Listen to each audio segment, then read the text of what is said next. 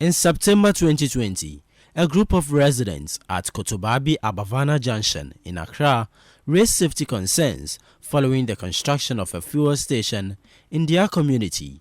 According to them, incidents of fire outbreaks at similar fuel stations over the years necessitated their swift action to have the construction of the fuel station halted. They therefore petitioned the Environmental Protection Agency (EPA). The agency instructed work to be stopped on the project until the requisite checks are conducted. The EPA on February 17 toured the site to measure the radius at which public structures are sited close to the proposed project. According to the agency, the law classifies such structures to be churches, schools, markets, and lorry terminals. It says this does not include inhabited buildings. If the only contention had to do with this school building, and my suspicion and my fear was it was within the 60 meters radius, which could have given EPA the audacity and then the authority to cancel all other permits or licenses.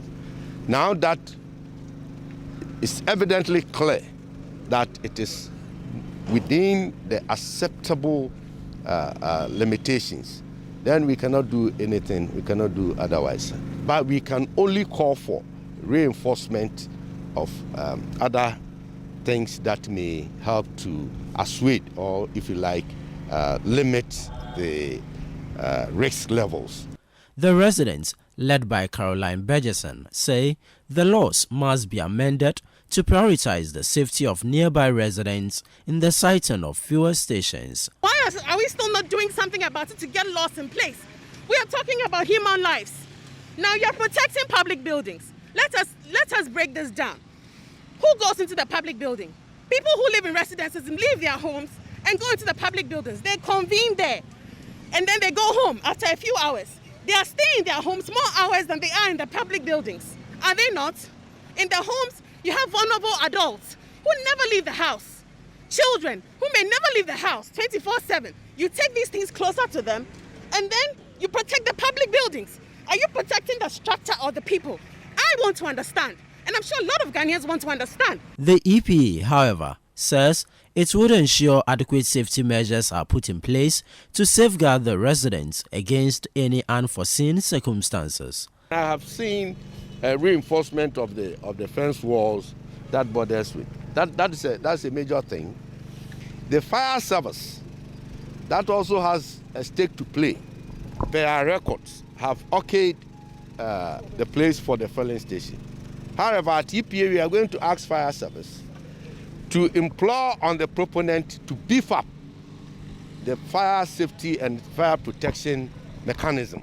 We will invite the petitioners and then the proponents to the table and all other institutional stakeholders, the municipal assembly, the fire service, the NPA. We will sit down on the table and then take the necessary step up. But the residents are not happy about the turn of events.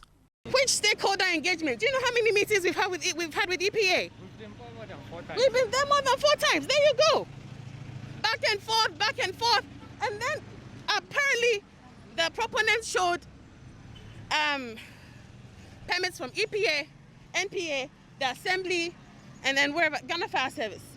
So you ask yourself, why did they write this? Why did they come and put this here?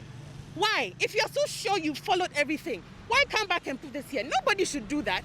And if so, they should explain. It's a very valid point to ask for an explanation.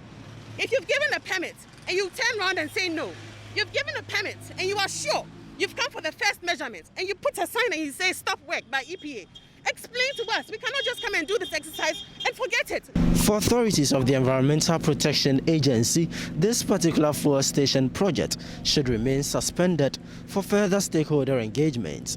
Reporting from Kotobabi in Accra, my name is Ni Ayukwe Okain for Citi News.